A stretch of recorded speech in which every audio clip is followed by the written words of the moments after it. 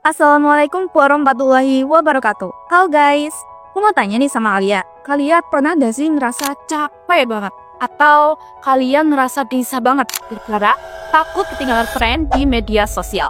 Nah, tenang, kalian gak sendirian kok. Survei tahun 2025 bilang, lebih dari 68% remaja Indonesia mengalami FOMO atau Fear of Missing Out. Katanya sih, hidup itu seni menyenangkan orang, tapi di tengah usaha itu, jangan-jangan malah kita yang kehilangan di sini. Coba, sebenarnya tuh siapa sih yang sedang kita perjuangkan? Diri kita sendiri atau pandangan orang lain? Terus aku jadi mikir, hidup ini kok kayak lomba buat sukain semua orang ya? Oh iya, ayo kita kenalan dulu.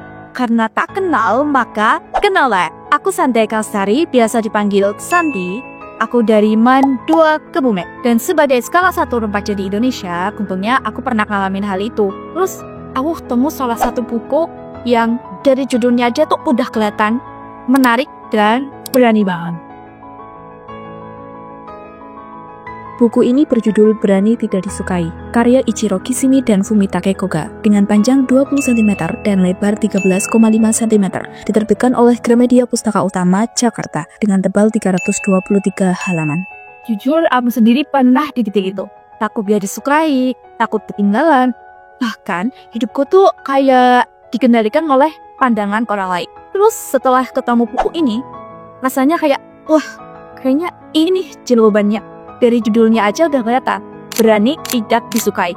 Dari luar sih kelihatannya kayak buku filsafat yang berat banget ya. Tapi ternyata caranya ini itu sederhana loh. Lewat kecakapan seorang filsuf dan seorang pemuda. Unik banget kan?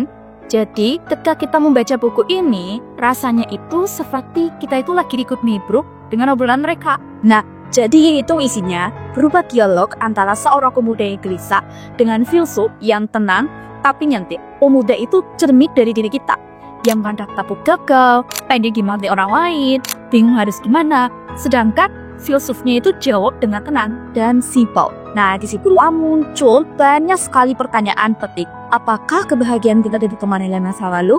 Apa hidup kita sah kalau cuma dicukup dengan pengakuan orang lain? Apa sebenarnya bahagia itu datang kalau kita berani jujur pada diri sendiri? Walaupun tanpa poeksinya, nggak semua orang suka sama kita.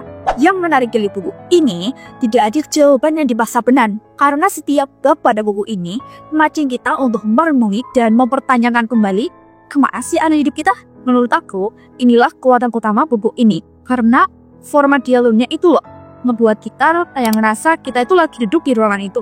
Kayak kita itu ikut perdebatannya, ikut penasaran, terus ikut kejedot sama jawaban-jawaban filsufnya. Dan yang makin bikin relevan, pesan dari buku ini tuh deket banget sama generasi kita. Nyatanya, sekarang kebahagiaan sering diukur dengan angka. Berapa like, berapa komen, dan berapa followers. Padahal, semua itu cuma bayangan semua. Buku ini mengajarkan kita bahwa keberanian sejati bukan berarti tidak pernah takut. Tapi tetap langkah, mesti ada resiko tidak disukai. Tapi agak ada buku yang sempurna kan? Karena ibu terjemahan, ada beberapa istilah yang terasa aku. Terus dialognya juga kadang berulang sehingga membuat sebagian orang bisa terasa tertesak bacanya. Tapi justru di situ juga ada pelajarannya loh. Karena kadang kita butuh berhenti, baca lebih pelan dan merenung lebih dalam. Soalnya mencari mana hidup emang gak bisa instan kan? Dari sini aku sadar bahwa hidup terlalu singkat kalau cuma dihabiskan buat nyenengin semua orang. Makanya aku merekomendasikan buku ini untuk tidak dibaca hanya sekali, tapi untuk selalu diingat. Sebab di tengah dunia yang menuntut kita untuk selalu disukai, keberanian menjadi diri sendiri adalah bentuk kebebasan tertinggi. Dan pada akhirnya, buku ini ninggalin satu pertanyaan yang sederhana tapi dalam banget. Sudahkah kamu hidup tanpa harus selalu disukai? Aku tunggu jawaban kalian setelah kalian baca buku Berani Tidak Disukai. Bye-bye.